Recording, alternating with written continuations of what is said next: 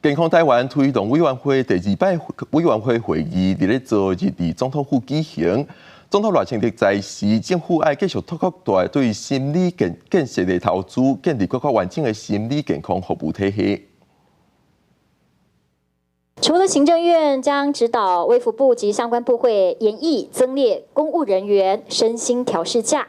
政府也该提出其他积极的作为，这包括增设政院层级的专责通报平台，也将请行政院协同考试院研议，推动强化反职场霸凌规范以及配套措施。劳动部也有提供了6次的免费心理咨商的这个服务。好，那我想这个部分，我们会让相关的这个心理师还有医疗服务提供者能够让个案能够更便利，因为我们包含也提供了线上的心理咨商的部分。